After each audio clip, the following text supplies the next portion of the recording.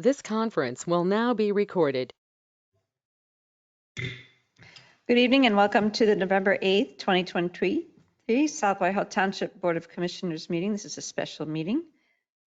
I'm going to call roll call. All commissioners are present this evening.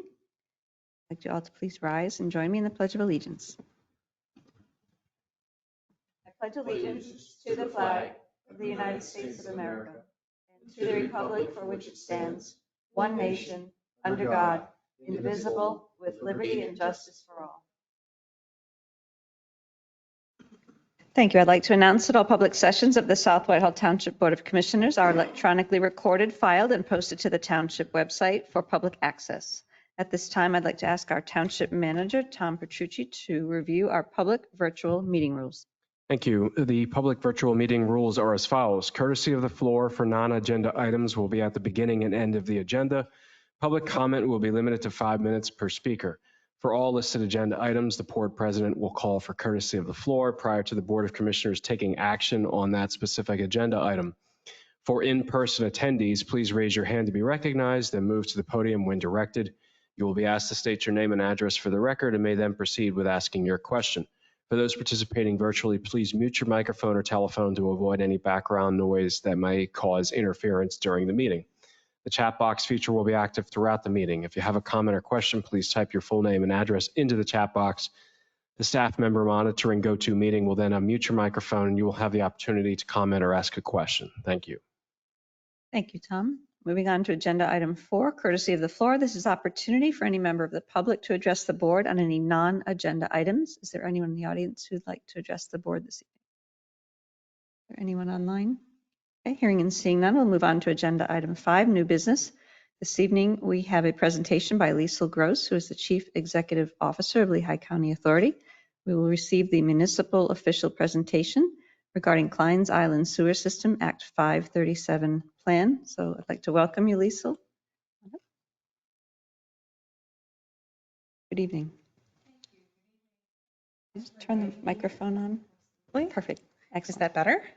Awesome. Good evening. Thank you for inviting me here to speak with the Board of Commissioners, South Whitehall Township, about the Kline's Island Sewer System and the regional planning work that's going on in Lehigh County. I do have a fairly lengthy presentation because we have a lot of information to convey. But I do want to say this is going to be the first of probably several meetings that we'll have about this topic because there's just a lot that goes into planning for the region's sewer needs. So today we're going to start with introductory types of concepts and project concepts, talk about some costs at a high level, and in the future we'll get into a little more detail as the details come together. So today we're going to talk about several things. I'm going to provide an overview of the Kline's Island Sewer System, which you're probably already aware of, so we won't spend a lot of time on that. I do want to focus a little bit on the regulatory approach or the regulatory framework that we're working under, and then dig into the planning side and the project concepts and talk about next steps.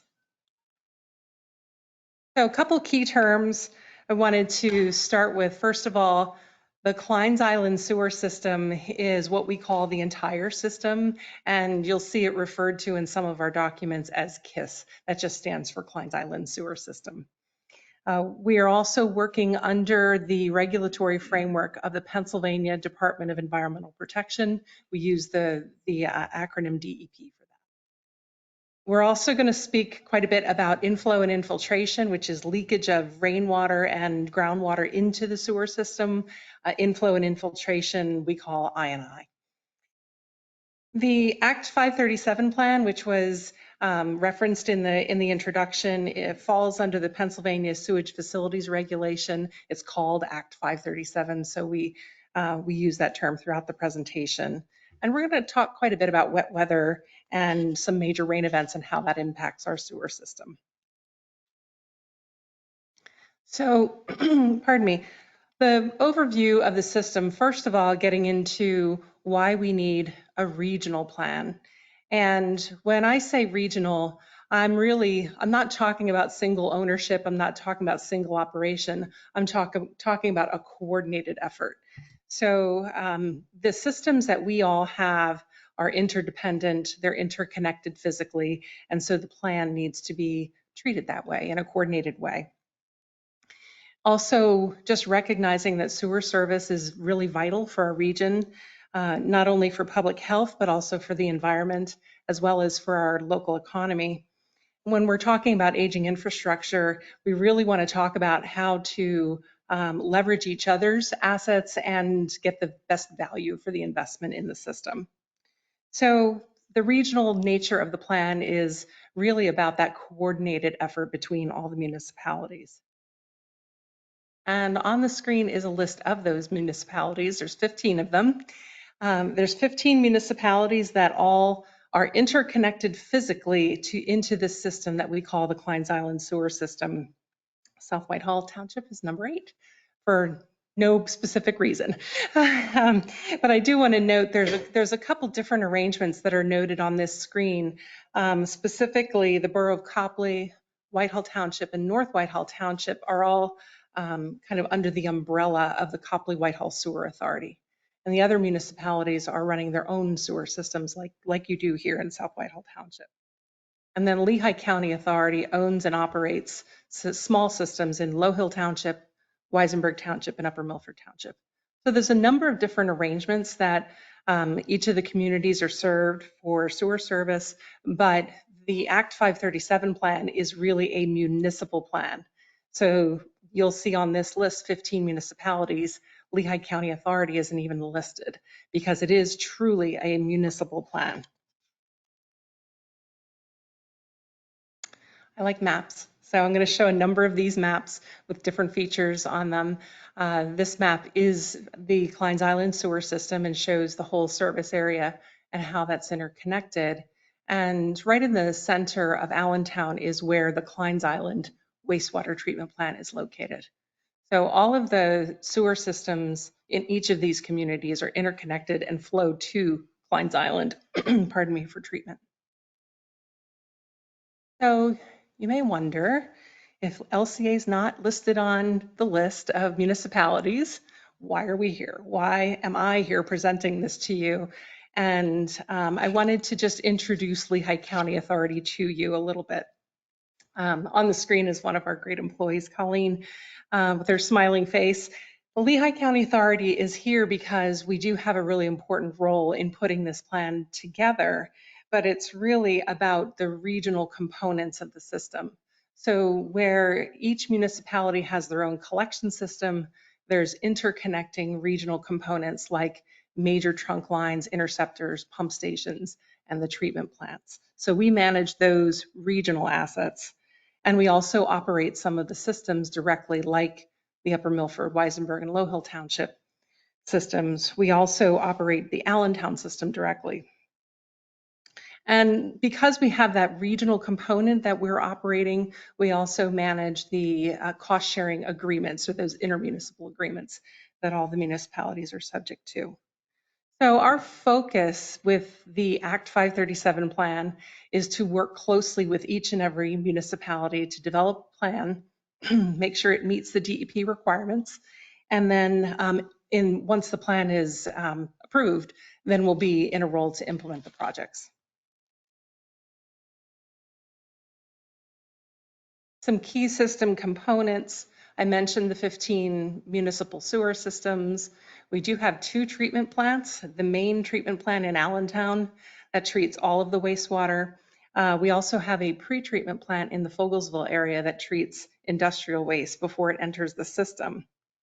We've got about 44 miles of those regional interceptors, 2 regional pump stations, and almost 1,000 miles of municipal sewer collection system. So it's a big system. We provide service to about 270,000 people in Lehigh County, and we treat about 32 million gallons of wastewater every single day. Another map.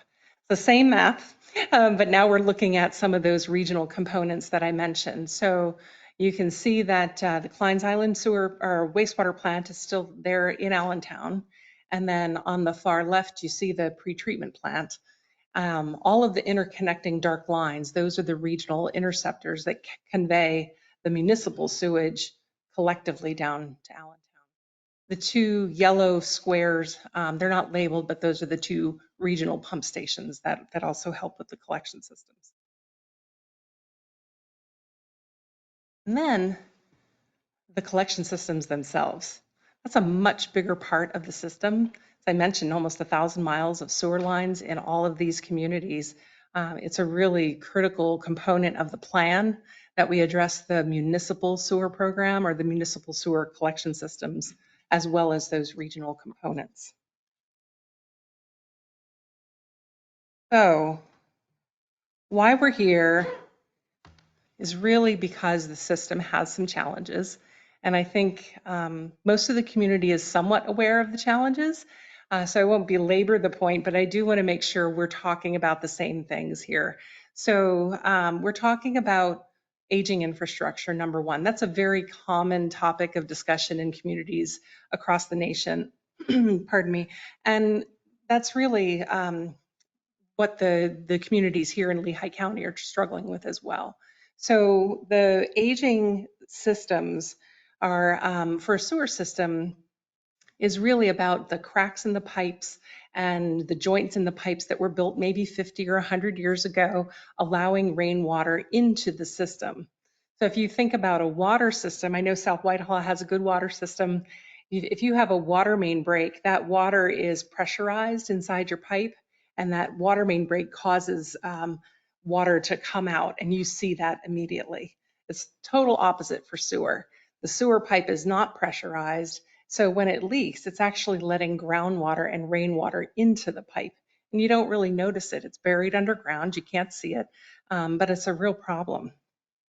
So, and when those pipes become full, and it's full during a rain event, then we have sewer overflows.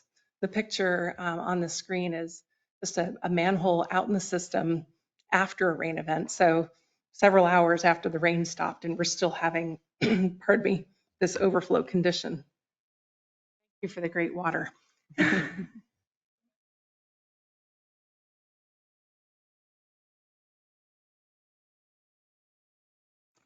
I wasn't going to say that, Herb. But thank you. So we have the overflow problem, and that's a common problem that I think most municipal officials are well aware of. I think the other challenge that we're talking about, though, is that the system size of the system is really too small. The pipes on a dry day are full today. And that makes the overflow problem worse. If there's not room to accept that leakage, the overflows will happen more often or more frequently. And that also creates a challenge for new connections. There's some communities within the service area that are still growing and still looking for new connections. And if the pipes can't accept new connections, that's a real problem. And at the end of the day, the regulatory framework, which I'm going to talk a little more about, is such that they're requiring that we do this plan. So they're requiring that we solve the problems, and our ability to grow as a region depends on it, but also our ability to solve the environmental problems depends on us really working together to solve these problems. Inflow and infiltration. I don't know what your baseline discussions have been about this topic, so I wanted to spend just a moment sharing how we define what that is and what it means. So infiltration is rainwater or groundwater that gets into the pipes through cracks, and it's made worse as your system ages. And the groundwater component is happening all day, every day. So here in our system, in the Kline's Island sewer system, every day about 10 million gallons of water, groundwater, every day is entering the sewer system. And that takes up capacity in the line on a daily basis. Inflow is a little different because it is, pardon me, it's rainwater that enters the system in a more direct way. So it's during a storm event, the rainwater that's flooding your streets or parking lots where there's manholes, that water will directly go into that manhole if it's leaking. Also, if you have customers or homeowners who have sump pumps that only kick on when it rains, but they're piped directly to your sewer system, that's inflow, and that creates a much different sort of problem where on an everyday basis, maybe we have that 10 million gallons of brown water entering the system, and when it rains, it starts to creep up. But when we hit that inflow period, we get a peak, a really sharp peak of all of that rainwater trying to get into the system, and it doesn't have any place to go. So we have a hydraulic model that was developed by our engineers, and that hydraulic model is showing that about 160 million gallons per day of flow is trying to go into the system on a peak event. So in the middle of a really big storm, that's the amount of water that's trying to flow through the system. The system can only handle about half of that. So because of the size of the pipes and size of the components at the wastewater plant. So what happens is that water's trying to get in, either can't get in or it gets in and then pops back out as an overflow. Make sense? So that's a big part of the problem we're trying to solve. Getting into some regulatory action, I want to give a little bit of history, not a real deep dive. I think you're pretty aware of some of these already, but I think the context is important. So dating back to 2007, the U.S. Environmental Protection Agency issued a series of administrative orders. And those administrative orders were really focused on the sanitary sewer overflows that were happening, as well as bypasses at the Kline's Island plant. And that sort of got the attention of the community that we need to do something about this. But there wasn't a real strong framework of municipal collaboration to drive the solution. So over a period of about 10 years, the communities started working on some sewer rehab programs, started working on some collaboration, and that was sort of a snowball effect. It took some time to get that collaboration to really work and to happen. So through about 2018, that was a kind of a long process. And then in 2019, EPA recognized the collaboration that was happening, and they were encouraged by that. And they lifted the administrative orders and said, oversight can go back to the state where it normally rests. That happened in 2019. However, in the intervening year, it was sort of like, I don't know, the coincidence of it all. So we're having the EPA lift the administrative order right at a period of time when we were having the most rainfall that the region had seen in a really long time. So from about August of 2018 until July of 2019, we received over 80 inches of rain, which is way more than we normally receive. And that period of time actually proved that our system couldn't handle it. So we had what's called a hydraulic overload at the Kline's Island treatment plant at that time. And while EPA lifted the administrative orders, we ended up right back into a corrective action with DEP because we had that permit violation. So that was really another wake-up call for the region to see that we need to do something about this problem. And because of the corrective action that DEP put in place, there were some pretty strict controls, are still in place now, on how new connections can happen to the system and how our actions as a region will be viewed as we put this plan together. We have a deadline from DEP to put this Act 537 plan together by March of 2025. So we've been working really hard at it, and I'm really happy to share some of those results with you today. So a couple things about Act 537 and what the expectations are. First of all, just the timeline. I mentioned we have this deadline of March of 2025. And what that means for us to get the plan to DEP by March of 2025, we need to be in front of municipalities working on the approval process by mid to late 2024. So we have a little bit of time, but not a lot of time. So we're starting now with public information and trying to get the conversation going. A lot of the engineering work is really well underway. And then our plan will be a 10-year plan that's kind of prescribed by DEP. Couple key components. The plan must include details on how each municipality individually is going to handle their sewer rehab program. So that's a requirement of the Act 537 plan. And then on the regional side, for those interceptors, pump stations, treatment plants, the plan also has to include how those facilities will be upgraded to handle future needs, as well as the wet weather issues. We also need to include in the plan each community's growth projections. So that is information that the good folks at South Whitehall have been working on and providing to us already. So we have an idea of the future needs for new connections. So again, I just want to be clear about this. This is a municipal plan. It's not LCA's growth projections. It's yours. And it's your sewer rehab program, what you want to do with your system. That all goes into this plan. And then we put it all together into a comprehensive plan that includes implementation details, financing details, rate projections, implementation schedules, all of that. So it's a very comprehensive plan, but it is a prescribed formula, so to speak, by DEP. They give us a checklist of all the things it needs to include, and these are just some of the highlights.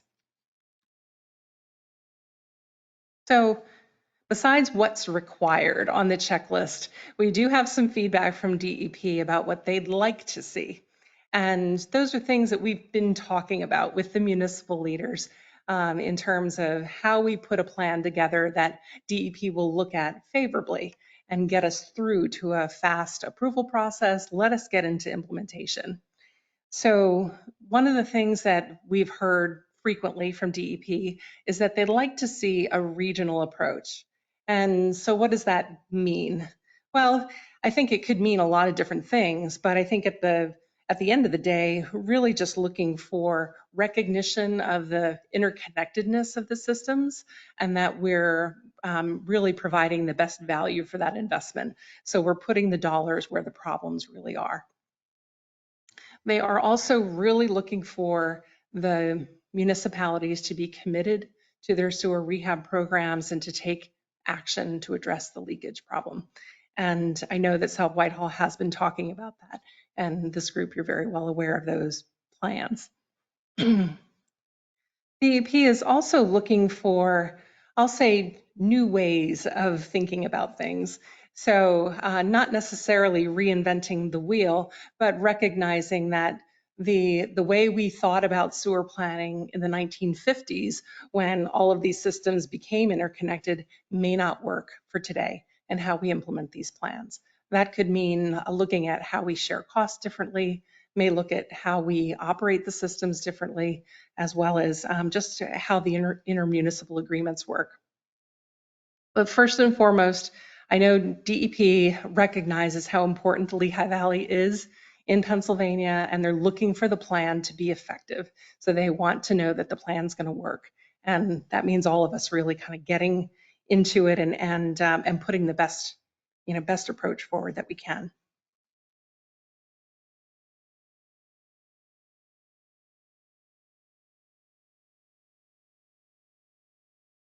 What happens? What happens if we don't do this? I have to answer that question because I've been asked. And there are some consequences that we're concerned about.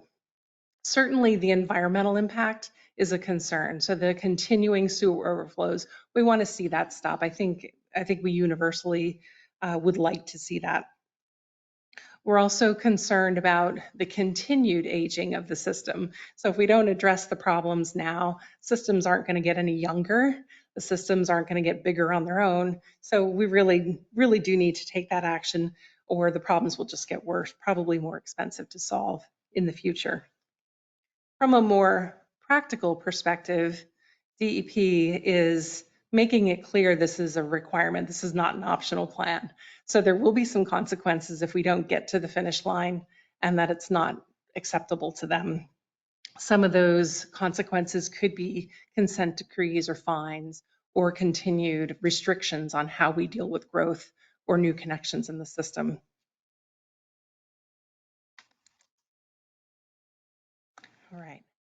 all of that was the background. We're going to get into some of the details of the plan. I don't know how you prefer to run your meetings. I'm happy to take questions along the way or at the end. I should have asked that at the beginning. Oh, sure, thank you. I'll give the board opportunity if there are any questions at this point. I did have one quick question. Herb, you said that the picture that was in the presentation, that square, Mhm. I don't know if that was a pump station or what, you said it was in South Whitehall. Where, I'm just wondering where that is. Where is it?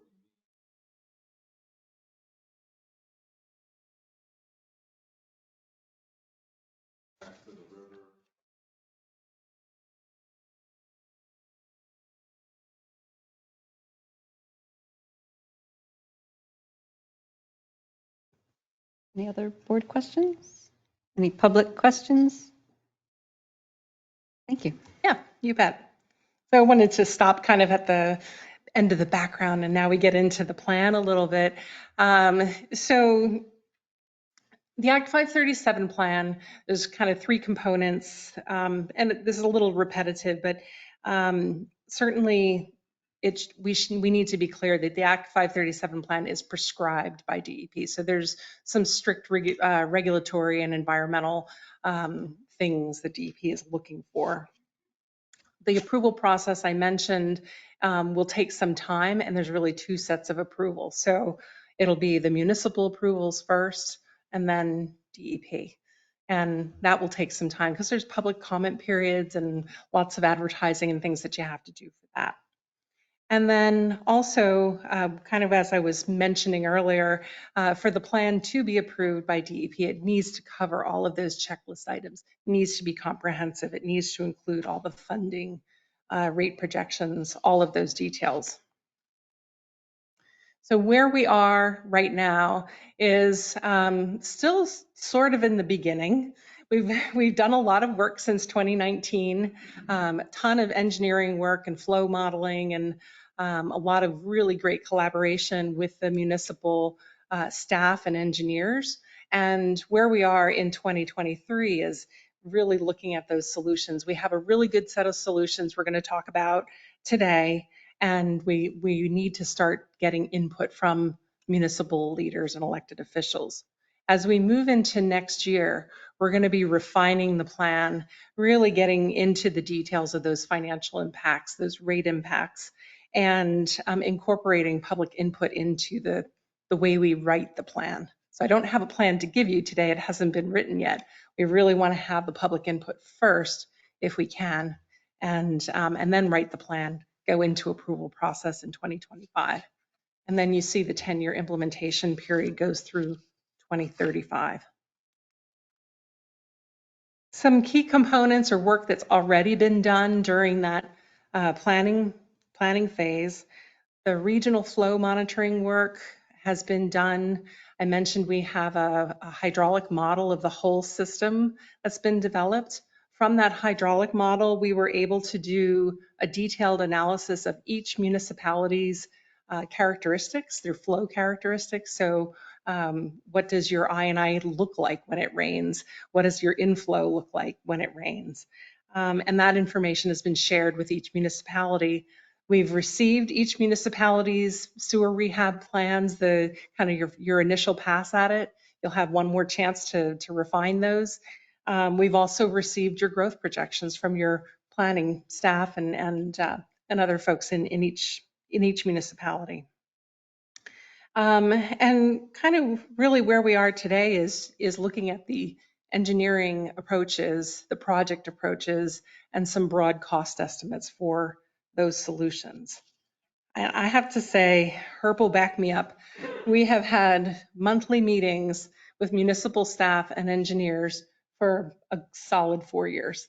It's been a ton of collaboration already, so I really appreciate that work. And now we're sort of we're in a different phase. So we're working more publicly now with getting this information out to you all and to elected officials so we can get that public input. Tons of input already though, so it's been great.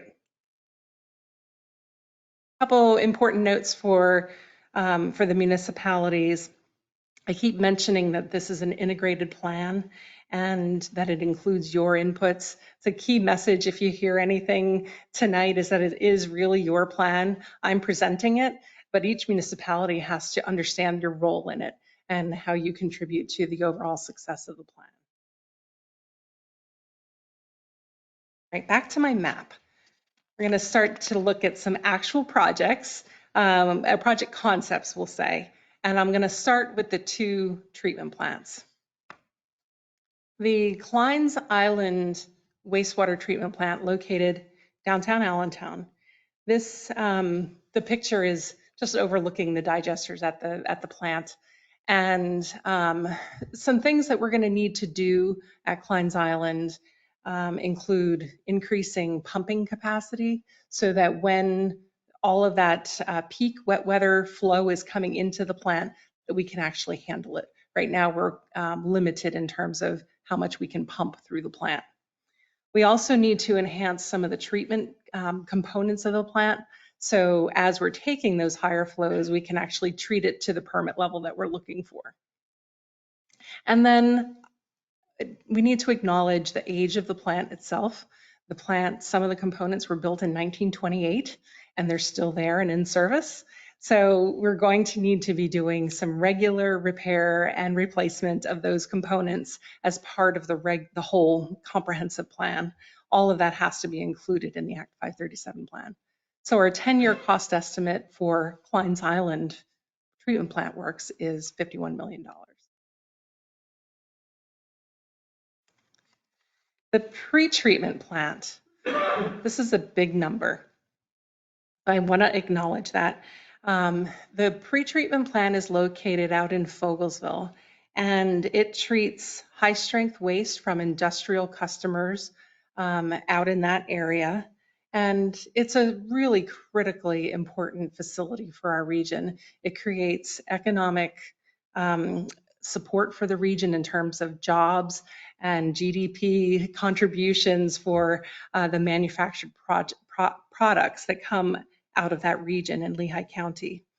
And it's important to understand that this pre-treatment plant, because it's part of the whole regional system, actually lowers the overall regional cost for treatment because it's lowering the strength of the waste that goes down to Kline's Island.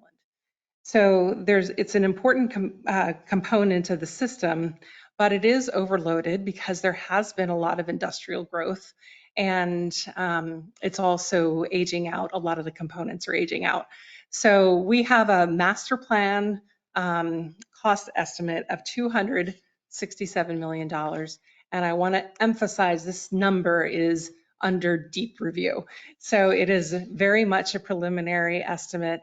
And I'm also really happy to say that the industries are very much engaged in this conversation. So they understand what is coming and are looking at options with us for how to manage the pretreatment services that are needed for the region.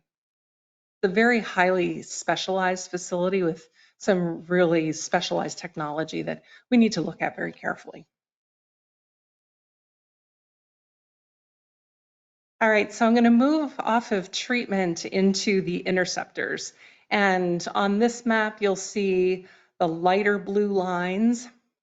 The one that it looks like it runs right through Lower Macungie Township. That's what we call our Western Lehigh interceptor. And then the lighter blue line that runs through the middle of Allentown on this map, we call that our Little Lehigh interceptor. Two really important pieces of infrastructure. The Little Lehigh interceptor currently is in different parts of the system between 30 and 42 inches in diameter. It's a big pipe. Unfortunately, it's not big enough, and it's overloaded every single day today. We have, since the 1980s, already installed relief facilities to try to relieve the pressure on this line. So it's been a long-standing there's been a long understanding that this is a problem area, but we need to solve that. The overload condition really creates a lot of risk related to the sensitive environmental features that are nearby. And this picture is the Little Lehigh Parkway, which Those of you who enjoy running, biking, fishing in the Lehigh Valley probably know this scene very well. This is just upstream of the Little Lehigh Interceptor, and this is an area that's at risk for overflows if that interceptor were to fail. So the project concept for this problem area is to construct a new interceptor, and we're looking at one that's much larger than what's currently there, 54 to 72 inches in diameter. And that would be the size that's needed to address flows that are happening today, as well as planning for the future. Total cost of $23 to $30 million.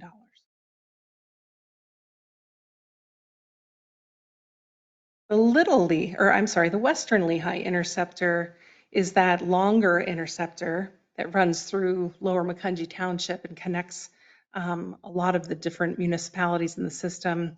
That's a little bit smaller, currently 27 to 36 inches in diameter, and again, overloaded every single day today. We do have some relief facilities already in place, a pump station and whatnot. But that overload condition creates similar risk to the environment. This picture is of a manhole in the Western Lehigh Interceptor, and you can see it's right next to the Little Lehigh Creek. Little Lehigh Creek, I should mention, is a major source of drinking water for most of Lehigh County. And so having these at-risk facilities right next to that drinking water source is a real concern. We have conceptual project to construct a new interceptor that would be in the range of up to 54 inches of diameter. But there's also a second pumping option that we're looking at that might take a different course and get the interceptor a little further away from the creek. So that's why we see a broader cost range here of 76 to 98 million. Would you come up to the microphone, sir, so that we can hear you on the virtual?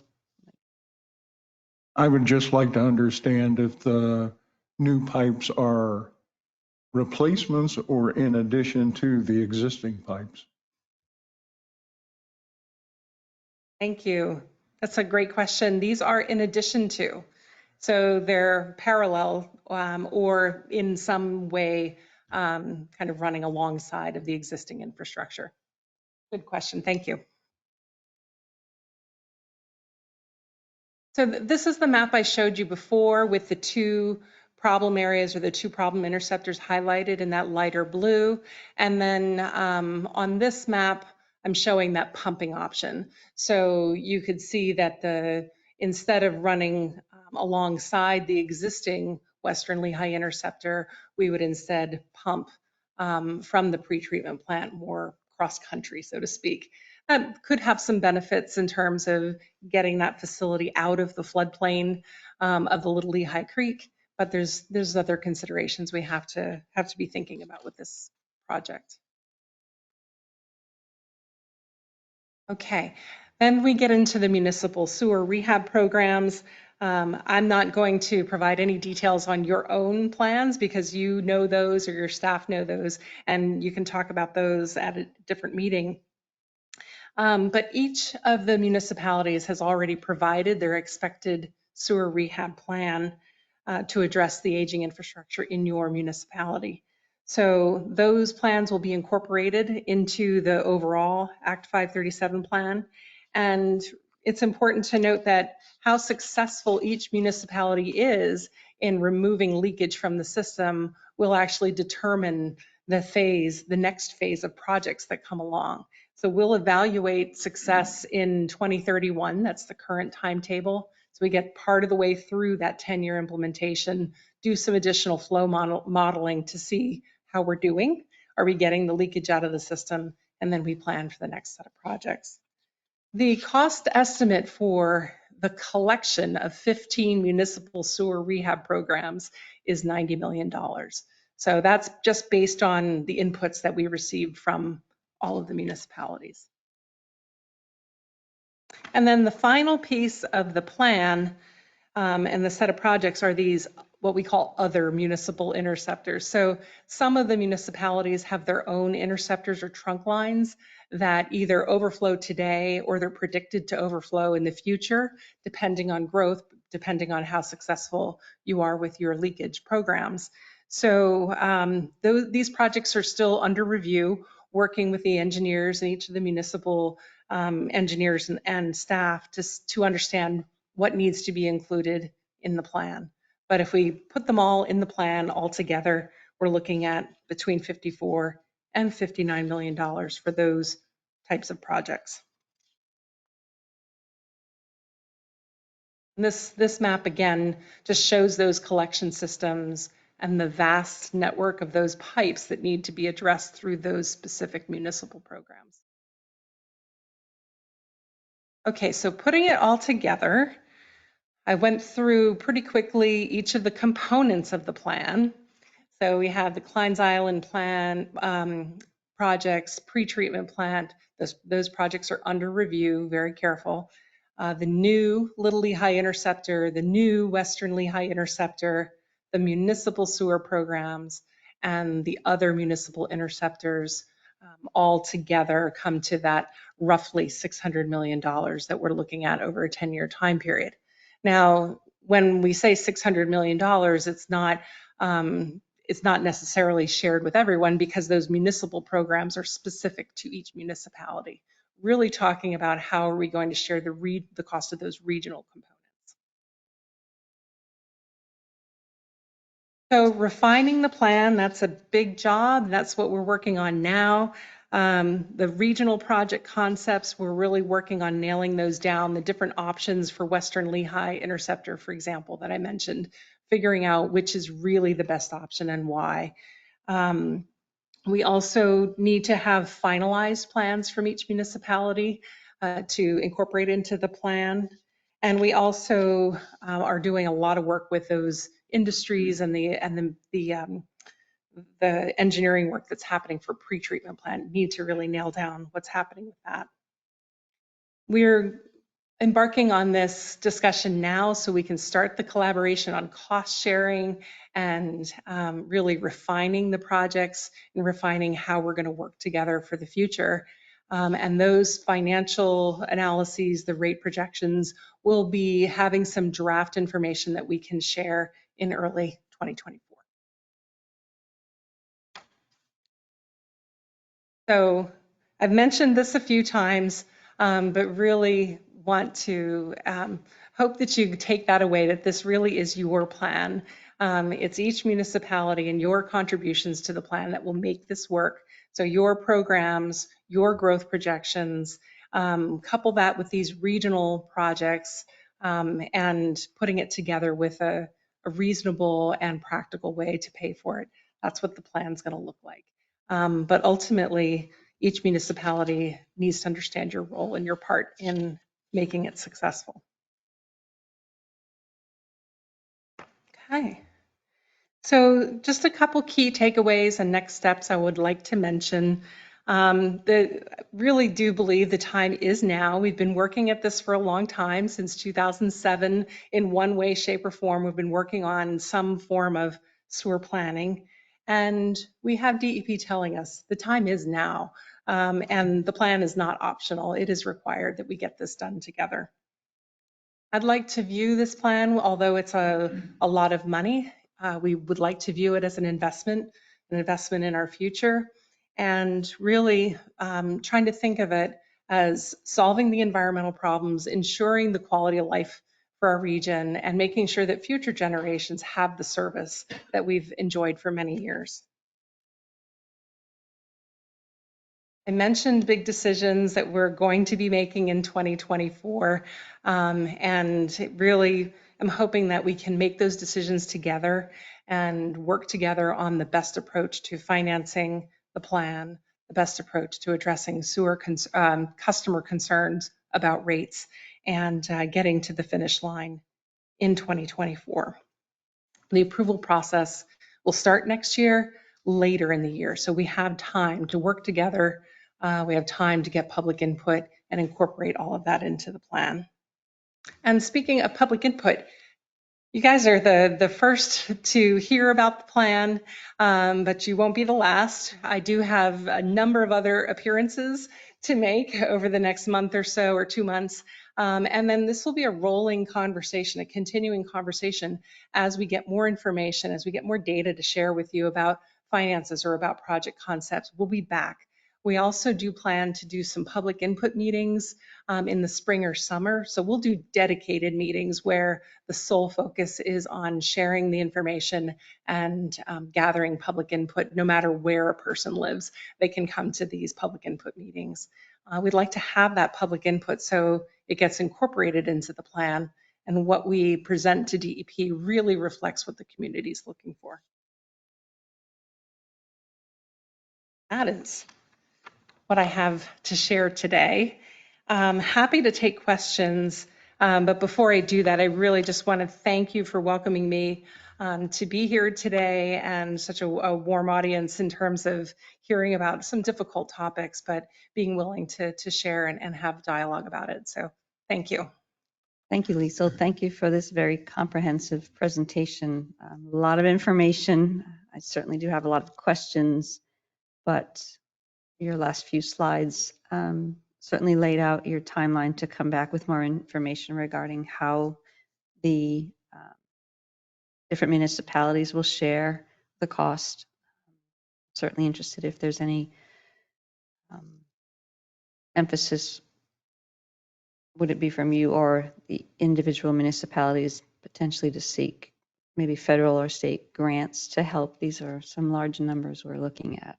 Yeah, they sure are. So absolutely want to let you know that we're committed to going after federal and state funding where we can, where those opportunities exist. And currently our read on the funding environment is that a regional, strong, collaborative type of program will sit really well with those funding agencies. So I think working at it together we'll have a stronger chance of getting potentially some federal funding, some grant funding. But absolutely, Lehigh County Authority will attempt to lead the charge to bring funding into the region for this. Thank you. And one other question on timeline. Do you foresee all of the municipalities involved in this embarking on the individual work in their townships and boroughs at the same time?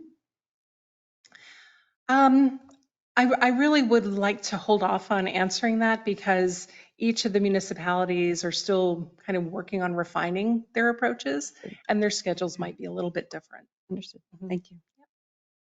Just going. How many sewer plants are in Pennsylvania? In Pennsylvania, Yeah. I don't know. I don't have that answer. There's quite a lot. There's actually quite a few in Lehigh County.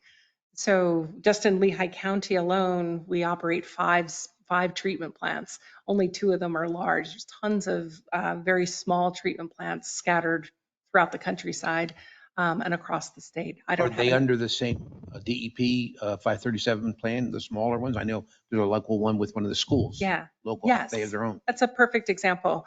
Yeah, so the 537 process, to be clear, is a municipal plan. So the school district or the little development that has a small plant, they're just components of the municipal service. So it's really the municipality's obligation to have a sewer plan. And those small plants would then roll up into the larger municipal overall 537 plan. Do you know of, and if you're not knowing how many sewer plants there are, but do you know if there's other municipal sewer authorities within the state or even if they're not in the state that have had issues of growth, expansion, wet weather getting issues? That seems like it's common, not just here, but throughout the country, and that have had great success moving forward with XYZ. This is what they've done, and it's worked really well. Have you looked at? Yeah. Is there somebody out there that you can say, hey, so and so has done this municipality, this regional plan, and they've done a great job, and we're going to try to emulate what they've done? Is there something to that effect out there that you can look at? Yeah, absolutely. There are a number of great examples out there, and we're pretty well networked here in Pennsylvania. It's a big state, but we're pretty small in terms of like we know each other, the municipal authorities across Pennsylvania. So just as an example, in Delaware County, there's a municipal authority. They call themselves Delcora, and it's a collection of municipalities that are interconnected into a regional system similar to this one. And we've spoken with those folks about how they're managing the intermunicipal relationships and how they're handling large regional projects. There's a big system out in the Pittsburgh area that has some similar issues with overflows and regulatory action and how they're managing that. We absolutely have some great contacts and some great outreach with those systems to learn from them. For general knowledge, there's over 10,000 permitted wastewater facilities in Pennsylvania, as per the DEP website. Oh, okay. Thank you, Tom. Dave, do you have any other questions? I have one more, but I'm going to hold off. Okay. First of all, I'll echo Diane's comments. Thank you for the presentation. Very thorough, very proactive, obviously on LCA's part. I just have two questions. The first, just for my personal knowledge, when you were talking about I&I and the 10 million gallons of groundwater entering the system every day, I don't know if you have this information, but what does that look like over time? Is it getting exponentially worse? You know, where were we at 5 years ago, 10 years ago with that figure? That I don't have because the sewer monitoring and modeling work was done recently to get that information. Prior studies were not comprehensive in terms of looking at the whole of the Klein's Island sewer system. So I think just the general law of aging infrastructure is that yes, it's getting worse, but I can't quantify that for you. Because my follow-up to that would be, where are we going to be at? Right, obviously.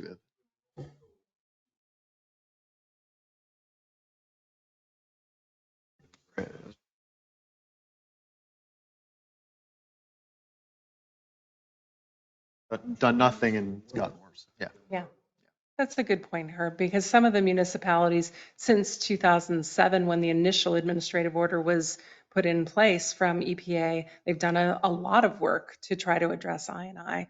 But there are some that have not. So it's kind of a mixed bag, and it's not going to get better on its own. And then my second question, obviously funding, a big concern. I know in the flyer you have to aggressively pursue all available state and federal funding sources. I don't know if you're saving this for a future meeting, but if you could just talk about what are some of those funding sources and any of the legislators, individuals, or entities that you've approached so far, what has their reaction been? Has it been, we'll look into this, here are some options? Has it sort of a neutral reaction? Mm-hmm. Just in the preliminary work that you've done, what have you found to that point? That's a really good question, Jacob. And we have spoken with most of the legislators that serve our district and have had those one-on-one conversations. I think they're, at this point, I don't want to speak for them, but I think that they're in a similar position that you are of absorbing the weight of this information and the weight of the dollar amount that we're talking about and trying to understand where that funding could come from. So I think it's premature to say where specifically a legislator might be in terms of support. But we do have pretty good ideas in terms of working with the State Revolving Fund. It's a program called Penvest that you may be familiar with, and how their funding program works, how they look at affordability, and how that weighs into what's applicable for grants versus loans. So we have a pretty good understanding of that and how that might work for this program. There's also an EPA program called WIFIA. It's the Water Infrastructure Financing and Investment Act, and a lot of words, we call it WIFIA. That's like a companion federal funding piece that complements the Pennsylvania Penvest program. And pairing those two programs together will get us likely very favorable financing. On the grant side, We're really in this opportunity zone right now with the infrastructure funding that's available. Whether our timing will be right for that is really the open question. And then one of the other things that we're looking at pretty closely are opportunities within the Inflation Reduction Act and whether there are credits for doing projects in a green manner or projects that reduce our carbon footprint. That can also be a source of funding. Yep. I did have a question too, and I think we're thinking alike. I'm also thinking of funding and grant opportunities. I heard you mention the point that we would do it regionally Mhm. and we would do better getting funding if we did it together collectively. Mhm. Would we also be able to pursue funding or grants as a municipality in addition to regional? Yes. Yes. I would hope that each municipality would evaluate that on their own especially for the sewer rehab programs. If you're doing a manhole rehab program or sewer lining work, that those specific projects could be grant eligible through some state programs. I know that some of the smaller, the smaller boroughs have gone after small systems grants that are available. And I don't have a lot of great information to share with you about how those work, but I absolutely encourage each municipality especially for your own sewer rehab programs, to look at that. Okay, great. And I do have another question as Sure. well. So each municipality has their own plan. Who is it a contracted entity that will be doing the replacing and the addition? Is it Works? It'll be dependent on what scope that Public Works could do in conjunction potentially with other municipalities that are privy to the plan, or if it's beyond their scope, they'd have to outsource it. Okay, great. Yeah, so Thank it's a you. combination of both. Thank you.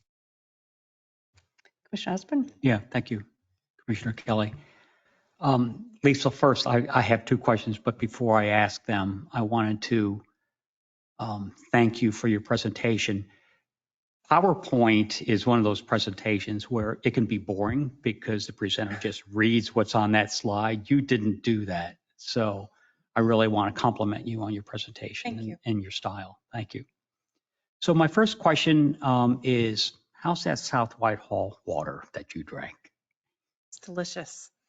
Okay, all right. I still have a tickle in my throat, though. Yeah. I apologize for that. I keep clearing my throat. Yeah. Wonderful. That's good to hear that. That's good water. My second one is this, though, and it's more serious.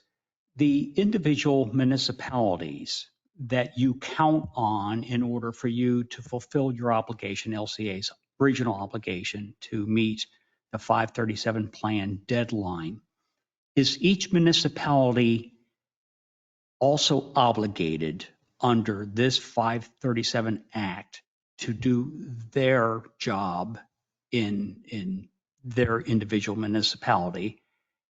And is the deadline for each municipality the same as LCA's? And the reason I'm asking that is the roll-up of this. If municipalities are procrastinate, have difficulty, or whatever the reason might be, if they meet the deadline on the same day that you need to meet the regional deadline, it puts LCA in a difficult position. So are the deadlines the same? And well, first, my first question is, do individual municipalities have the same obligation legally? And is the timing the same?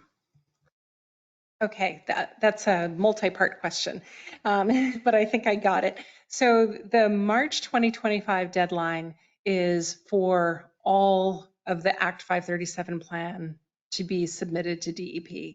And the way that we're envisioning putting this together is as a single submission. So each municipality is not going to have their own plan. They're going to be approving the entire comprehensive plan. And then I'm going to get to another piece of this, but for the Klein's Island sewer system, it's going to be one plan with 15 components for each municipality's sewer rehab program, and with 15 resolutions approving the plan by each municipality. All of that is one package that goes to DEP, hopefully in March of 2025. We do have a timeline established, so we'll work with each municipality on when we have everything together, when it goes out for public input, when it goes to your planning commissions. We will publish a schedule of that for all of you, and then the deadline for those resolutions to come back so we can package everything. So we'll work very closely with each of the municipalities on that schedule for the approval process. That's one component. I do want to comment about the 537. I've mentioned it many times that this is a municipal plan. There are some municipalities that might also have their own 537 plan that addresses other issues. So I don't know how much that applies in South Whitehall, if it does or not, but I wanted to comment on it because the 537, as Commissioner Kennedy commented about, there are other parts of a township that might have small systems or on-lot systems, and all of that sewer planning is still part of Act 537. So if there's a community that has part of their system in the regional plan and another part of their system has other issues, that's a separate plan. I don't know if that is clear or not. It gets very close, but let me drill down just a little Okay. bit. Does each municipality have a legal obligation to come up with their own 537 plan or not? Because if they don't, but you do, it puts your obligation in jeopardy. Right. So the 537 plan that we're putting together for the Klein's Island sewer system will be comprehensive. It will include all 15 information about all 15 municipalities. I think the question maybe is more about whether all 15 municipalities will approve it. So if one of the municipalities were to say, we don't agree with this plan, we don't like this plan, our board is not going to pass that resolution, we will still submit the plan, and it will include whatever information we have for that municipality, but it will not include their approval, and DEP will take it up with that municipality directly in terms of what needs to happen. Would that then shift the costs of the non-approving municipality to the other remaining municipalities that approve the plan? That I can't answer because we don't know how DEP will respond to a plan that doesn't include all municipalities approving it. And Tom, that actually goes to one of the subsets of my question. But I think, Lisa, what you did was answer the question globally, so I appreciate that. You have an obligation and a deadline which you will meet, and those municipalities who may not agree, whatever, they can agree to not agree, but the plan will go forward and the DEP will then handle the situation from there. Yeah, and I will say also, just to Tom's question or comment, that if there's a municipality that for whatever reason can't approve the plan, doesn't necessarily absolve them from paying for it because they're still receiving the service. But it's becomes more of a sticky situation, and we would need feedback from DEP about how that all works. Thank you. Yes, you're welcome. I have a question going back a little bit in the history, just from my own knowledge. When you went over the regulatory action overview, you mentioned that through 09 to 18, there was a collaborative corrective action that was done with multiple municipalities. Was South Whitehall one of those entities that participated?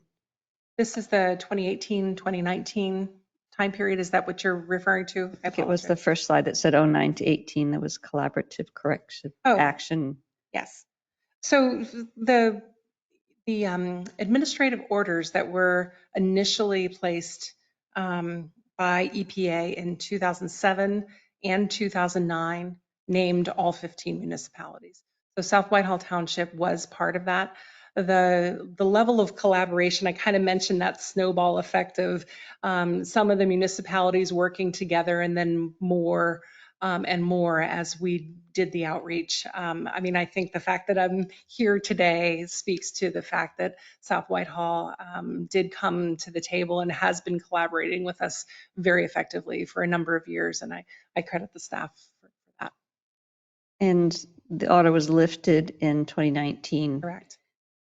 What action was taken by the municipalities that were participating to facilitate that order to be lifted? So what happened in 2018 leading up to the order being lifted is that all municipalities, all 15 municipalities did collaborate on a document.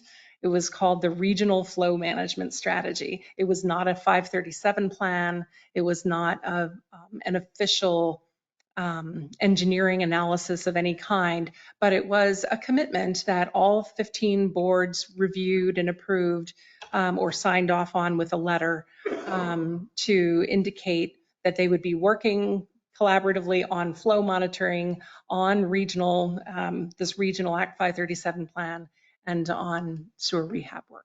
So that regional flow management strategy was a good document that all 15 municipalities worked on together. EPA accepted that as a sign of the region working together and lifted the administrative order. Thank you. Thank you. That's very helpful. Any other questions from the board at this time? It's confusing to me. You said back in 2007, you started all this. We're in 2023. You've got quite a few meetings scheduled. I saw your agenda, which is pretty aggressive. You've been meeting for the last 4 years, basically monthly. Why now? It seems as though it's only now. I know you've been doing it for 4 years, but in my world, it's just unacceptable that it's taken that long to do something. Is it because DEP kicked you in the ass and said, get it done, or what? I just don't understand how from 7 to 23, it can take that long to get a project moving in the right direction. I know engineering takes time. You have 1,000 miles.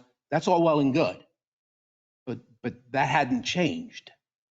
Why is it taking so long to get something moving until DEP comes in and says, no, now you will do it, or else? Sure.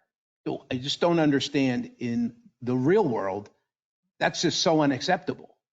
Municipalities, maybe that's fine, but how long does LCA run Kline's Island? And why is it, I don't understand it. Yeah. So maybe you can educate me on that. I can try. It is a long time. 2007 to 2023 is a long period of time. I will say that having DEP bring everyone into the same action and say, you will do this, has helped to bring everyone together and understand the deadlines and understand what's required. It has helped with that, to provide that level of incentive for everyone to be on the same page. From 2007 until 2019, that's a 12-year period, there really has been a lot of work done. A lot of work was focused on sewer rehab work to try to address the problem. So there are some communities who did an awful lot of work getting leakage out of their system from 2007 through 2019 time period, hoping that that would address the issues, but haven't been successful in doing that. The programs, a lot of work has been done, but we still have the leakage, we still have the overflows. And so just trying to get to the right solution at the right time, it's just taken time. And bringing 15 municipalities with 15 different sets of motivation and priorities and philosophies and election cycles and all the different things that go into municipal collaboration, it's been very challenging. I'm curious, for the municipalities that did attempt to correct the leakage in their own boundaries, and it wasn't successful. Clearly, they must have spent a significant amount of money to attempt to repair that issue. will that be factored into the financial burdens for, or responsibilities for each municipality moving forward, knowing that some had attempted to make the correction on their own with their tax dollars? Yeah. So I would say that a couple things. While I'm saying that the problem still exists, I do want to acknowledge the communities that did invest in their systems, not saying that they haven't been successful, we just haven't globally addressed the problem. As a region, we still have this problem within the Klein Island sewer system. Some communities have been successful in completing a lot of work and getting some leakage out of their systems. How we envision sharing the costs and recognizing those investments that the communities have made really relies on all of us coming to the table and looking at what the options are. And at the end of the day, if we have cost sharing that's based on the flows that actually come from each community, it is going to recognize the achievements of each community's investments. So if you're a community that has a lot of leakage and your flows are high and you invest and you do a lot of work and your flows come down, that should be reflected in how the costs are shared. Thank you. And one other question, you mentioned growth, industrial growth. We're in a position now to be reactive to the condition of the system now.